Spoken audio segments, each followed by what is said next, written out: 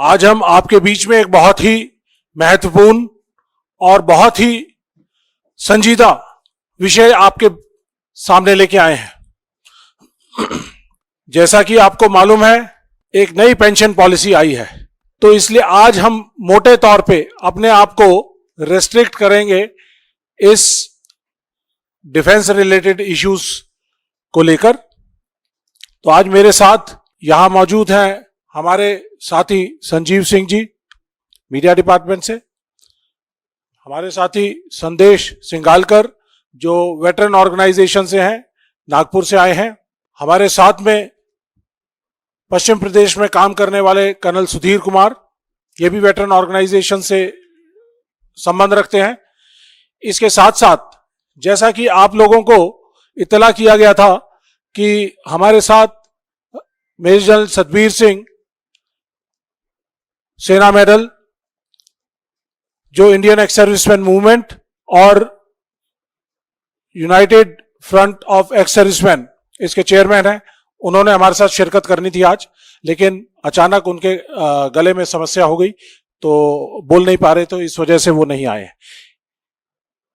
क्योंकि ये मैटर बहुत संजीदा है, पूरे देश के सैनिकों के सम्मान से जुड़ा हुआ है, तो इसलिए हमने कांग्रेस पार्टी ने as a principal opposition party इसके ऊपर लीड लेते हुए संज्ञान लिया।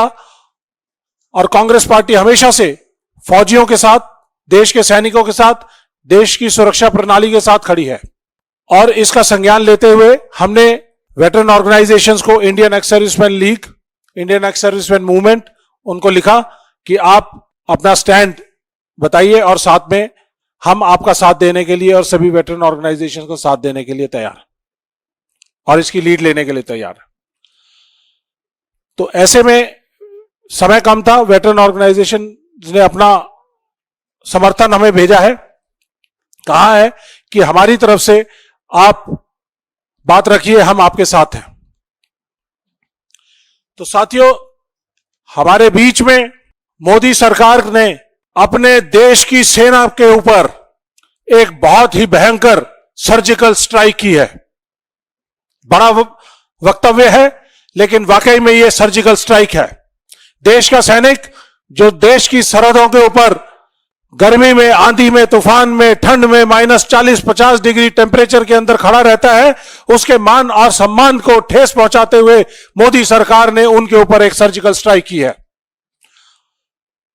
जब हमारा सैनिक देश के लिए लड़ता हुआ कुर्बान हो जाता है, तो देश ने उसके मान और सम्मान को रखने के लिए एक डिसेबिलिटी पेंशन या एक्स ग्रेशिया रिलीफ का प्रोविजन रखा हुआ है। अब एक नई पॉलिसी आई है जिसका नाम है entitlement rules for casualty pension and disability compensation awards to armed forces personnel 2023, जिसका नोटिफिकेशन 21 सितंबर 2023 को जारी किया गया। इसके तहत सबसे पहली चीज मैं आपको यह बताना चाहूंगा कि ये जो पॉलिसी है वो एक गलत पॉलिसी है, सेना के मान सम्मान से खिलवाड़ करने की पॉलिसी है, देश की सुरक्षा प्रणाली से खिलवाड़ करने की पॉलिसी है। इसके अलावा इस पॉलिसी के अंदर जो पहला और दूसरा पहरा है, दूसरे पहरे में वो लिखते हैं कि इसके अंदर क्या प्रोविजंस हैं पुराने जिनको उन्होंने संज्ञान में लिया है। अगर कोई भी डिफेंस मैकेनिज्म के अंदर कोई भी कार्रवाई या नोटिफिकेशन जारी किया जाता है, उसके लिए गजट नोटिफिकेशन जारी किया जाता है, जिसको पार्लियामेंट के दोनों सदन, लोकसभा और राज्यसभा दोनों से पास किया जाना चाहिए। हमारे डिफेंस सर्विसेज रेगुलेशन एक्ट 1948 उसको बाय एक्ट ऑफ पार्लियामेंट पास किया गया था कॉन्स्टिट्यूशन आने के बाद। और कोई भी आर्मी का act, instructions, special instructions, special army orders कोई भी अगर जारी किए जाते हैं तो सबसे पहले लोकसभा और राज्यसभा के अंदर दोनों सदनों में वो पास किए जाते हैं, कैबिनेट कमेटी ऑन सिक्योरिटी से पास किए जाते हैं, उसके बाद ही वो रूल वाकई में लीगल रूल बनता है। इस पॉलिसी को जारी करने के लिए defence ex serviceman welfare department DESW ministry of defence ने इसको जारी किया है। तो ये मेरे ख्याल से किस लेवल तक इसकी परमिशंस ली गई हैं, लेकिन at the outset prima facie ये लगता है कि ये इलीगल और अनटेनेबल पॉलिसी है, और इसलिए देश के वेटरन ऑर्गेनाइजेशंस इस पॉलिसी का पुरजोर विरोध करती हैं और आउटसेट पे और इसका पूरी तरह से खंडन करती हैं और रिजेक्ट करती हैं। इसके खिलाफ हम लीगल एक्शन भी लेंगे। लीगली सुप्रीम कोर्ट के अंदर हम इसका संज्ञान लेते हुए इसके ऊपर क्या लीगल पोजीशन बनती है उसके ऊपर एक्शन लिया जाएगा।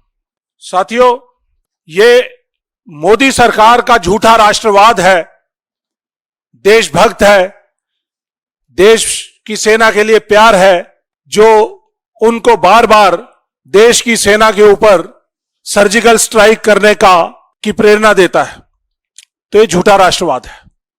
देश के लोगों को बरगलाइए मत, बेवकूफ मत बनाइए कि आप देश की सेना के साथ खड़े हैं, देश के सैनिकों के साथ खड़े हैं, लेकिन आपके जो क्रियाकलाप हैं, जो आपके एक्शंस हैं, वो इसके विपरीत दिखाई देते हैं। पूरी तरह से विरोधाभास है जो वो देश के सामने कहते हैं और जो वो करते हैं। अगर वो देश की सेना के साथ खड़े रहते तो आज 1 रैंक 1 पेंशन हमें सैनिकों को पूरी तरह से मिल चुका होता। OROP 2 की जो विसंगतियां जिस तरह से उन्होंने डाली है, JCORs की पे और पेंशन को कम करने का काम किया है, वो भी हमारे ऊपर एक सर्जिकल स्ट्राइक है। इसके अलावा नॉन फंक्शनल अपग्रेडेशन, जिसकी बहुत पुरानी डिमांड थी, जिसको नहीं इन्होंने किया, वो भी हमारे ऊपर एक सर्जिकल स्ट्राइक है। देश की बहुत सारी ऑर्गेनाइजेशंस हैं जिनको प्राइवेटाइज किया जा रहा है। ऑर्डिनेंस फैक्ट्रीज को प्राइवेटाइज किया जा रहा है। EME electronics and mechanical engineers, जिसका मैं एक सैनिक हूं, जो एक सुई से लेके और एयरक्राफ्ट तक हर चीज की मैनेजमेंट और मेंटेनेंस का काम करती है। हमारे बिना कोई भी फाइटिंग आर्म्स लड़ाई में नहीं जाता है, क्योंकि कहीं पे भी किसी जगह पे भी रिपेयर मेंटेनेंस की जरूरत पड़ सकती है। तो ऐसी सिचुएशन के अंदर उन्होंने उसको सर्विसेज के बहुत सारे एलिमेंट्स को प्राइवेटाइज करने का काम किया है। देश की कैंटोनमेंट बोर्ड्स को खत्म करने का काम किया है। 62 कैंटोनमेंट बोर्ड्स को, जो 150 साल पुराने कैंटोनमेंट बोर्ड चल रहे थे, उनको खत्म किया गया है। इन्होंने देश के शॉर्ट सर्विस सैनिकों से जो 5 साल या 10 साल सर्विस करते थे, उनसे उनके बेनिफिट ले लिए हैं। इसी तरह से जो सबसे बड़ा देश की सुरक्षा प्रणाली के साथ प्रहार किया गया है, वो है अग्निपथ या अग्निवीर स्कीम। 1 रैंक 1 पेंशन हम मांगते हैं, वो उनके लिए नो रैंक और नो पेंशन। 18 साल में भर्ती, 19 साल में भर्ती, 22 साल और 23 साल के अंदर रिटायरमेंट, 10 लाख 11 लाख का एक्स ग्रेशिया अमाउंट। क्या वो जिंदगी चलाएगा? नहीं चलाएगा। क्या उनको मेडिकल बेनिफिट मिलेंगे? नहीं मिलेंगे। अगर इस नौकरी के दौरान उनको डिसेबिलिटी हो जाती है, तो क्या उस डिसेबिलिटी को इस पॉलिसी के अंदर कवर किया गया है? नहीं किया गया है। तो अग्निवीर को कैसे डिसेबिलिटी मिलेगी? अगर वो हताहत हो गए या वो शहीद हो गए तो उनको कुछ एक्स ग्रेशिया मिलेगा, लेकिन इस डिसेबिलिटी के अंदर, उसके अंदर कोई भी उनका कोई प्रोविजन नहीं रखा गया है।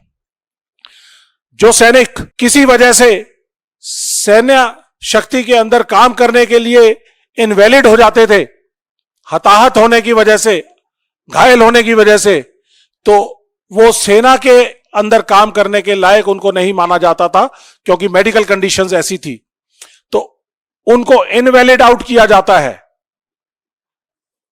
पहले कोई भी सैनिक अगर 1 साल में इनवैलिड हो जाता था, सियाचिन में लड़ता लड़ता या हाई ऑल्टीट्यूड में या नॉर्थ ईस्ट में लड़ता हुआ, तो उसके लिए पेंशनरी बेनिफिट्स थे, लेकिन आज वो खत्म कर दिए गए हैं।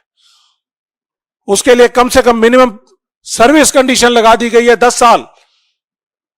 इसका मतलब 10 साल से नीचे के सैनिक जो है उनको घायल होने का अधिकार नहीं है। क्या ऐसी स्थिति के अंदर हमारी सेना बिना बोझ के, बिना स्ट्रेस के काम कर पाएगी? नहीं कर पाएगी। तो साथियों, ये बहुत सारे इंपॉर्टेंट प्रोविजंस हैं जो मैं आपको बताना चाहता था। अब डिसेबिलिटी पेंशन जो है हमारी, उसके दो हिस्से हुआ करते थे। एक हिस्सा था सर्विस पेंशन और दूसरा होता था डिसेबिलिटी एलिमेंट। सर्विस एलिमेंट और डिसेबिलिटी एलिमेंट। जो रेगुलर सर्विस करके शेप 1 पूरी तरह से सेहतमंद वापस आते हैं तो उनको सर्विस एलिमेंट मिलता है, और जो लोग डिसेबल हो जाते हैं किसी भी कारणवश in the line of duty काम करते हुए, तो उनके लिए डिसेबिलिटी एलिमेंट दिया गया था। तो ये डिसेबिलिटी एलिमेंट और सर्विस एलिमेंट मिलकर सर्विस टोटल मिलाकर कंबाइंड तौर पे डिसेबिलिटी पेंशन बनाया जाता था। लेकिन आज इन्होंने इस पॉलिसी के जरिए डिसेबिलिटी एलिमेंट को खत्म कर दिया है, उसका नाम बदल दिया है। उसका नाम कर दिया है इंपेयरमेंट रिलीफ। जैसे ही आप इसको इंपेयरमेंट रिलीफ कहते हैं तो ये पेंशन ना रह के एक एक्स ग्रेशिया अमाउंट होगा जो मंथली दिया जाएगा, जो पूरी तरह से लीगली भी और सेना के काम काज के खिलाफ है, उनकी लाइन ऑफ ड्यूटी के खिलाफ है। इससे रिलेटेड एक और चीज आती है, वो है जो डिसेबिलिटी पेंशन है उसके ऊपर इनकम टैक्स रिलीफ दिया जाता था। जो डिसेबल्ड सोल्जर हैं उनको डिसेबिलिटी के लिए सरकार ने इनकम टैक्स रूल्स के तहत उनकी पेंशन को पूरी तरह से मान और सम्मान देते हुए उनको इनकम टैक्स फ्री किया हुआ था। लेकिन जैसे ही नाम बदली हुआ, पेंशन से रिलीफ हुआ, तो ऑटोमेटिक इनकम टैक्स के प्रोविजन के तहत ये automatic cancellation of tax benefits होगा। तो क्या मोदी जी देश के सैनिकों का एक दिया हुआ बेनिफिट, इनकम टैक्स रिलीफ का बेनिफिट वापस लेना चाहते थे? और उसके लिए उन्होंने एक ये नई पॉलिसी बनाई जिसके अंदर ऐसे प्रोविजन डाल दिए कि जो देश मान और सम्मान करते हुए उनको टैक्स रिलीफ देता था वो खत्म कर दिया गया। सुप्रीम कोर्ट ने भी कहा है कि जब सर्विस कंडीशंस आपने पहले से लेआउट की हुई हैं और आप एक सैनिक को एक मापदंड के तहत शेप 1 कंडीशन के अंदर उसको इंडक्ट करते हैं, तो शेप 1 में ही वो वापस आना चाहिए। अगर शेप 1 में वापस नहीं आता तो किसी भी एरिया में उसने काम किया हो तो उसको डिसेबिलिटी का बेनिफिट मिलना चाहिए। ये सुप्रीम कोर्ट की रूलिंग है, और उसको निगेट करते हुए इन्होंने बहुत ही कानूनों को बहुत ही तोड़ मरोड़ कर पेश किया है इसके अंदर, जो कि देश के सैनिकों के मोराल के लिए, देश की सेना के लिए उनके खिलाफ है। इसके साथ साथ मैं आपको दो पैरेलल ड्रॉ करना चाहूंगा, सिविलियन और डिफेंस डिसेबिलिटी सिस्टम के बारे में। सिविलियन डिसेबिलिटी सिस्टम के हिसाब से गुवाहाटी में बैठे हुए कोई भी सेंट्रल गवर्नमेंट के अधिकारी, जवान या कोई भी पर्सनल, अगर उसको हार्ट अटैक आ जाता है या कोई भी डिसेबिलिटी हो जाती है, कोई प्रॉब्लम आ जाती है, तो वो कवर होती है उनके डिसेबिलिटी रूल्स के अंदर, जिसके लिए एक्स्ट्रा ऑर्डिनरी वाला, ये एक्स्ट्रा ऑर्डिनरी पेंशन के ऑर्डर्स है सेंट्रल गवर्नमेंट सर्विसेज के लिए। इसके अंदर हार्ट अटैक जैसी बीमारी जो किसी को भी आ सकती है, स्ट्रेस रिलेटेड इश्यूज कभी भी कॉन्ट्रैक्ट किए जा सकते हैं, तो उसके लिए उन्होंने सेंट्रल गवर्नमेंट सर्विसेज ने सही प्रोविजन किया हुआ है। लेकिन गुवाहाटी में बैठा हुआ या इम्फाल में लड़ाई लड़ता हुआ या अरुणाचल की हाई ऑल्टीट्यूड एरिया में या जम्मू एंड कश्मीर के हाई ऑल्टीट्यूड एरिया के अंदर या इंसर्जेंसी एरिया के अंदर हमारे अगर किसी भी सैनिक को अगर हार्ट अटैक आ जाता है तो वो इस चीज के लिए कवर नहीं होगा। तो ऐसी ऐसी विसंगतियां इन्होंने डाली हुई हैं। साथियों, आपको एक और बात जानकर हैरानी होगी कि हमारे देश की जो एवरेज लाइफ स्पैन है वो तकरीबन 73 साल है और हमारे फौजियों का जो लाइफ स्पैन है, एवरेज लाइफ स्पैन है, वो 63 साल है। 10 साल, इस 10 साल की कॉम्पनसेशन कहां है? जब हमारा साथी, हम लोग हाई ऑल्टीट्यूड एरिया के अंदर काम कर रहे होते हैं तो उसका स्ट्रेस का, एनवायरमेंटल कंडीशन का, क्लाइमेटिक कंडीशन का, स्ट्रेन का, पेन का, सबका असर पड़ता है हमारे शरीर के ऊपर। और इसी वजह से हमारी जो एवरेज है, एवरेज लाइफ आम नागरिकों से तकरीबन 10 साल कम है। इस 10 साल की कॉम्पनसेशन कहां है? मोदी जी, मैं सवाल पूछता हूं आपसे कि आपने क्या इन चीजों का संज्ञान लिया जब ये आपने इनको डिसेबिलिटी पेंशन को जिस तरह से आपने कम करने का काम किया? आपने इसका संज्ञान नहीं लिया। आप देश की सेना के बेनिफिट्स को लगातार कम कर रहे हैं। मैं आपको याद दिलाना चाहूंगा, 29 सितंबर 2017 को सर्जिकल स्ट्राइक की गई थी उड़ी सेक्टर के अंदर और उससे अगले दिन 30 सितंबर को एक मिनिस्ट्री ऑफ डिफेंस से लेटर जारी किया गया जिसके तहत डिसेबिलिटी पेंशन्स को आधा कर दिया गया। देश ने इस सर्जिकल स्ट्राइक का जो सैनिकों ने की उसका तो बहुत समर्थन किया, मोदी साहब ने उसकी वाहवाही लूटी। लेकिन देश के लोगों ने, देश की सभी ऑर्गेनाइजेशंस ने अगले दिन जारी किए हुए नोटिफिकेशन को गलत ठहराया और उस प्रेशर के अंदर मोदी सरकार को इसको वापस लेना पड़ा और वो लेटर विड्रॉ किया गया। आज मैं आप प्रेस के नुमाइंदों से, मैं आप लोगों से सवाल करना चाहता हूं कि आप देश के सैनिकों के साथ खड़े हैं या देश की सरकार के साथ खड़े हैं? देश की सरकार अपने सैनिकों को मान और सम्मान ना देकर उनके एक दिए हुए मान और सम्मान के साथ खिलवाड़ कर रही है। मैं मोदी जी से कहना चाहूंगा, उनके कैबिनेट मिनिस्टर से कहना चाहूंगा, अपने बच्चों को, हम लोग 3-3 महीने की सर्विस काट के आते हैं सियाचिन के अंदर, आप अपने बच्चों को 1 महीने के लिए भेज दीजिए। भेजने का कष्ट करें, हिम्मत करें। अगर आपने ये हिम्मत की और उसके बाद अगर उनको कोई डिसेबिलिटी या कोई परेशानी हुई तो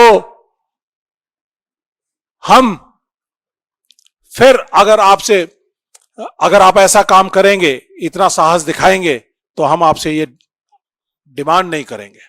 आप भेज के तो देखिए, लेकिन आप में इतनी हिम्मत और ताकत नहीं है। साथियों, इसके अलावा हमारा स्टैंड बड़ा क्लियर है।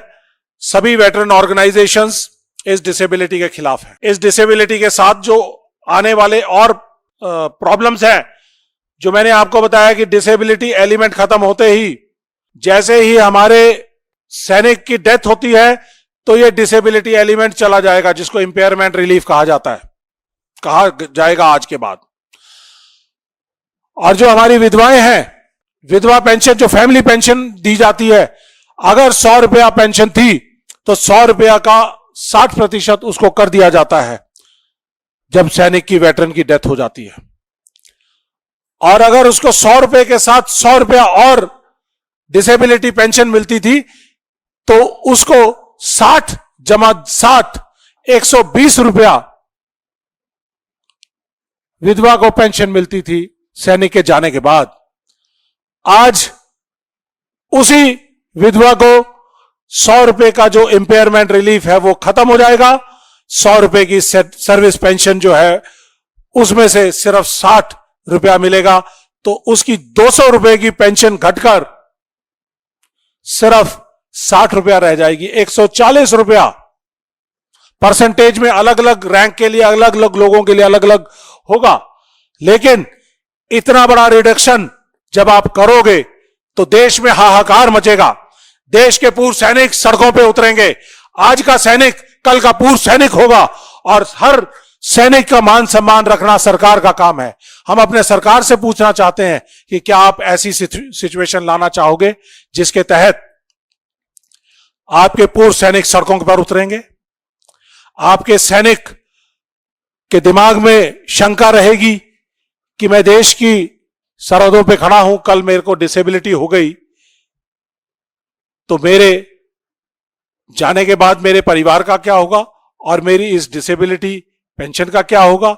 ये इंपेयरमेंट रिलीफ बनने के बाद मेरे ऊपर क्या इसका असर पड़ेगा? ये सवाल बहुत गहन है। आप मीडिया वालों को ये सवाल पूछने चाहिए। और मैं आखिर में कुछ बात कहना चाहूंगा कि कितना फाइनेंशियल इंपैक्ट है इस डिसेबिलिटी सिस्टम का। देश में डिसेबिलिटी सिस्टम का 4000 करोड़ रुपया देश के एक्सचेकर से जाता है, सिर्फ 4000 करोड़। इस 4000 करोड़ रुपए को बचाने के लिए मोदी साहब ने कितना बड़ा गेम रचा है। 8000 का जहाज अपने लिए ले सकते हैं, अपने साथियों का, अडानी का 1,15,000 करोड़ का लोन माफ कर सकते हैं और पता नहीं कितनी कितनी स्कीम चालू कर सकते हैं। देश के सिपाहियों के, देश के सैनिकों के कंधों पर रखकर अपनी देशभक्ति और राष्ट्रभक्ति और अपनी झूठी राष्ट्रवाद की बंदूक चलाने का काम करते हैं, लेकिन अपने देश के सैनिकों के लिए उनके रिटायरमेंट के बाद मान और सम्मान रखने के लिए 4000 करोड़ आपके पास नहीं है। शर्म आती है मोदी सरकार और मोदी साहब आपके ऊपर कि आपने अपने देश के सैनिकों को इतना कम आंका, उनको इतना सस्ता आंका कि आज आप 4000 करोड़ उनके ऊपर नहीं खर्च कर पा रहे हैं। आज मुझे रामधारी सिंह दिनकर जी की एक रचना रश्मि रथी, जिसमें वो एक दृश्य के बारे में जिक्र करते हैं जब श्री कृष्ण पांडवों को संदेशा लेकर दुर्योधन के पास जाते हैं और उनसे न्याय के नाम पर 5 गांव मांगते हैं, तो दुर्योधन वो 5 गांव भी नहीं दे सका और दुर्योधन हरि को बांधने का आदेश देते हैं। इस दृश्य के बारे में कवि ने बड़े अच्छे शब्दों में कहा है। हमारे 4000 करोड़ इसी दृश्य के रूप में आप देख सकते हैं। तो कवि ने कहा है, दुर्योधन वह भी दे न सका, आशीष समाज की ले न सका, उल्टे हरि को बांधने चला, जो था असाध्य वह साधने चला, जब नाश मनुज पर आता है तो पहले विवेक मर जाता है, पहले विवेक मर जाता है। मोदी जी, इन बातों के ऊपर ध्यान दीजिए कि आप अपने विवेक को दोबारा से जागृत करिए और देश के सैनिकों को उनका मान और सम्मान देने का काम करें। एक और बात मैं अंग्रेजी की कहावत है कहना चाहूंगा और आप लोग अपने जहन में बिठा लीजिए कि जब भी कभी देश में, देश की सरहदों पे फौजियों की जरूरत पड़ती है तो एक अंग्रेजी कहावत है, god and soldiers are remembered only in danger. उनको सिर्फ दुख में ही याद किया जाता है। Danger past, god is forgotten and soldier is slighted. भगवान को भूल जाते हैं और देश के सोल्जर को कम आंकना शुरू कर देते हैं। ये हमारे देश की मोदी सरकार की एक बहुत बड़ी सर्जिकल स्ट्राइक थी सैनिकों के ऊपर, पूर्व सैनिकों के ऊपर और देश की सुरक्षा प्रणाली के ऊपर। हम इसका पुरजोर विरोध करते हैं और सड़कों पर और हर जगह पर इसका विरोध करेंगे और हम सरकार से डिमांड करते हैं कि बिना विलंब के इस डिसेबिलिटी इंपेयरमेंट सिस्टम को, इस नई पॉलिसी को इमीडिएटली इसको वापस लिया जाए और अगर वापस नहीं लिया जाएगा तो हम इसके खिलाफ देश भर में आंदोलन करेंगे और आपको मजबूर करेंगे कि आप इसे वापस करें। मोदी जी, मैं आपको फिर यकीन दिलाना चाहता हूं कि देश के सैनिक देश के लिए लड़े हैं, देश के लिए लड़ने के लिए तैयार हैं। हमें एक ही चीज आती है, लड़ना आता है अपने देश के लिए, अपने हकों के लिए, अपने मान और सम्मान के लिए। हम लड़ेंगे और 2024 में भी लड़कर अपनी वोट और चोट की जोर से आपको याद दिलाएंगे कि देश के सैनिक आपको इस मगरूर सत्ता से बेदखल करने का काम करेंगे। जय हिंद।